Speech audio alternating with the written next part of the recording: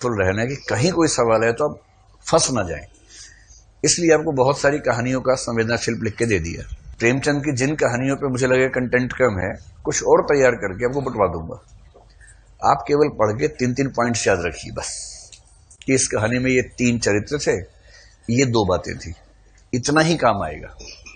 और हो सके तो एकाध वाक्य ध्यान कर लीजिएगा कि इस कहानी में ऐसा एक वाक्य आया था, क्योंकि कहानी वाले प्रश्न कितने 1 या 2 सितारे वाले थे, उनमें तो उतना ही पढ़ना है ना, सतनाम वाले। केवल ये देखिए कि प्रेमचंद की सर्वश्रेष्ठ कहानियों में से सबसे अच्छी कहानी कौन सी है और क्यों, इसका उत्तर हम लिख पा रहे हैं यानी, और वो आप आराम से सदगति लिख ही रहे हैं, कफन भी लिख सकते हैं।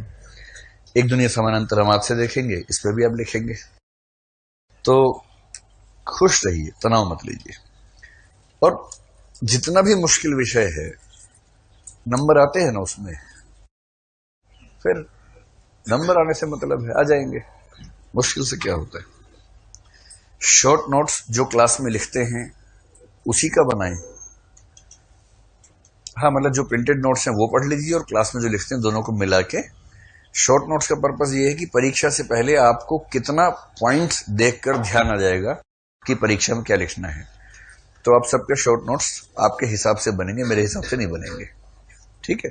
तो जो जो काम की बातें लगे एक प्रश्न में, वो पॉइंट्स के फॉर्म में लिखिए, वही आपके शॉर्ट नोट्स हैं।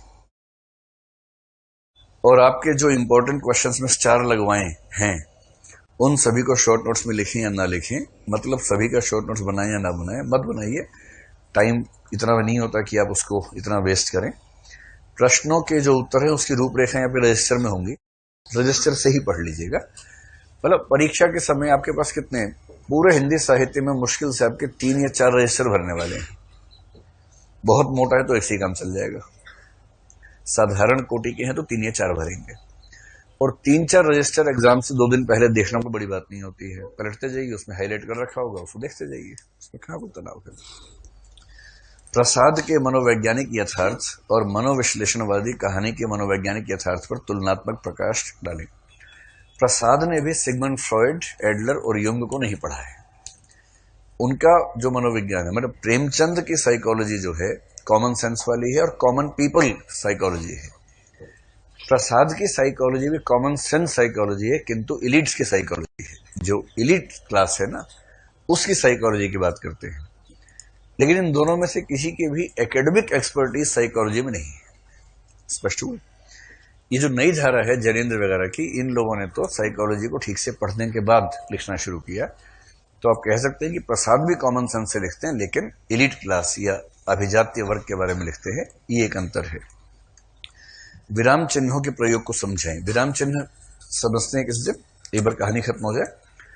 विराम चिन्हों में दिक्कत होती है आप लोगों को, तो मैं ऐसी कोशिश करता हूं कि एक दिन बीच में रखते हैं, इसी के लिए सारा समझाऊंगा भी।